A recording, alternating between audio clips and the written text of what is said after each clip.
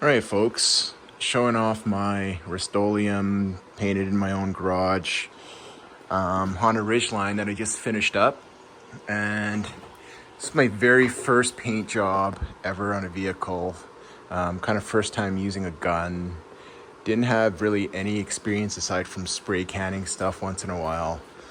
I started watching some YouTube videos and they really broke it down really well. One channel was this Whitley guy. He did a lot of good how-to videos, super helpful. Yeah, so this isn't really a how-to video. It's just kind of like a results showing you guys the paint job, how it turned out from a newbie, and then kind of giving you some pointers about what I did wrong and then what I did right. So I took a week off and I kind of just painted this truck on a spur. I said, like, this looks fun, like, looks like you got some good results. My clear coat was failing like a lot of Hondas do, so I figured, what the heck, if I can get this done for cheap. So the number one mistake I made was lack of lighting. I just work on vehicles I've never painted before. I have these kind of really bright pedal lights, and then I have some corncob lights. I thought it was well enough lit, but once I started painting, I just wanted like 10 times the amount of lighting. I would go out and rent or buy a bunch of these kind of like LED fluorescent tubes and just mount them on the walls all the way around the vehicle, because if you can't see kind of your spray overlaps and your coverage, you're really just going in blind. You don't know what you're doing. And if you do it outdoors and if you open the door, I found I was getting a lot of dandelion fluff and bugs and dust and neighbors blowing leaves and cutting grass and what else. So next mistake I made was, this is my setup here. I've got one of these compressors. I don't know how many gallons that is, but it's like the size of a big trash can. And I was using a 1/2-inch hose because I run my air tools off this hose. And this was the worst decision ever because the hose is so thick and so heavy and hard to work with. I would pull it out and I would start pulling it around the car. And right now I can barely lift my arms because it's actually so hard to get on top of the car and like leaned over on a stepladder holding this hose so it doesn't mark the paint. Spraying God how many coats, but yeah, the hose was way too stiff and it would kink. It would coil over on itself like a garden hose. So when I tried to pull it, there was a couple times it flopped over, like a whole coil flopped over and almost touched the paint, which would have ruined the coat. So if I was doing this again, I would go pick up a 1/4-inch, one of those really flexible, soft hoses, and I would pay real close attention to how I'm laying out the hose. I would run it out all over the floor, kind of do some dry runs, because if the hose drags or marks up, the bottom of your car, you kind of screwed up. You got to redo a whole bunch of stuff. So the third thing that went wrong was the temperature. It's pretty cold right now. It's like kind of 50, low 50s, low 60s temperature. I was having trouble with the paint, with the base coat laying down. I was getting orange peel no matter how I adjusted the gun. I was running acetone as a solvent, so I was cutting it 50-50 at first, and I was putting in basically one capful or like a glug of the I was just using this Nason acrylic, whatever, catalyst. Then I started bumping up the acetone to more like 60% to try to get it to thin more and to flatten out. I found when it's too cold, this stuff doesn't spray nicely. And I already made the mistake. I had the orange peel in the base coat, which I knew was going to carry on to the clear coat. But there's nothing I could do because the paint was already put down. And then if you lay it on too thick, you're going to get runs, right? So I would recommend, if it's cold, if it's that cold, preheat your paint. I started warming up my clear on day 2. There's a guy who recommended doing that, and I was having issues on the other side. The clear coat started nicely, but then after about an hour of spraying, it started coming out like almost like bed liner, like really bad, clumpy. And I never even touched the settings on the gun.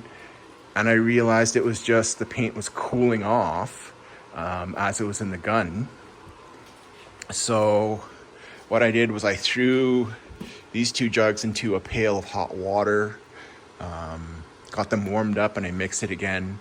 And I sprayed it with the same settings on the gun, and it was like night and day difference. It was atomizing so well.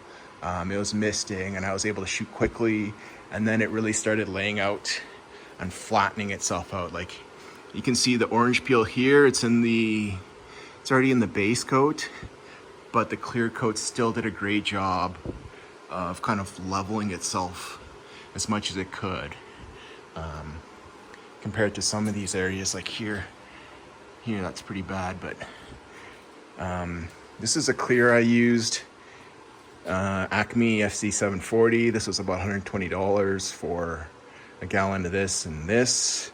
I recommend this. I didn't seem to have any kind of reactions with the Rustoleum.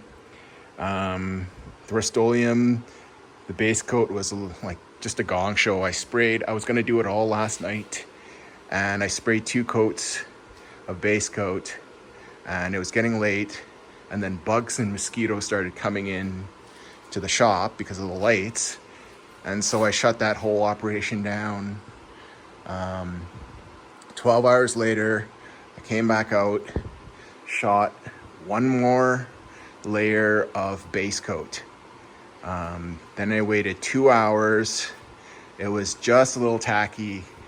And then I laid down the clear on top of that. And that was about 6 hours ago. It's had to cure and off gas, and it doesn't seem to have reacted at all.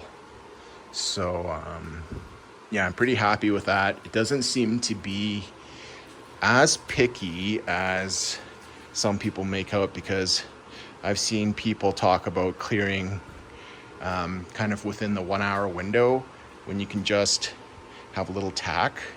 And then this other channel, they were putting it on their first clear 12 to 15 hours after, and their long-term results show that it didn't lift, or it didn't crinkle either. So I don't know.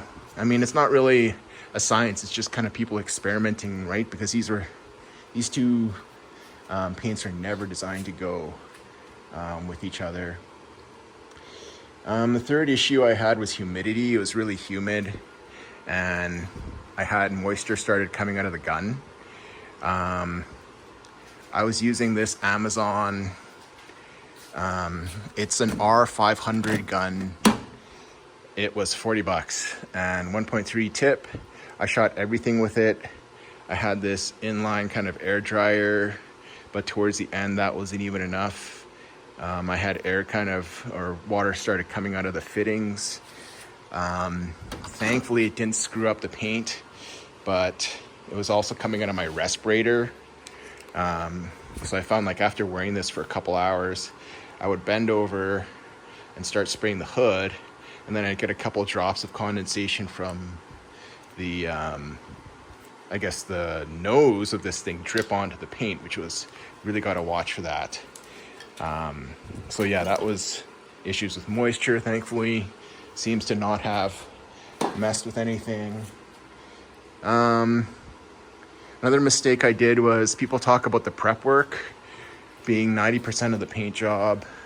That's absolutely true. So I'll show you kind of the ugly side of it that I guess a lot of channels don't show, but 3M makes some foam tape that goes in here for masking the doors. You know, I was 3 days into sanding and masking this thing, and I was so over it. I just wanted to get the damn thing done and shoot the paint. So I kind of did this trick where you flip the tape sticky edge kind of facing up, and you can see where the paint crept past. Overspray, it looks kind of ugly.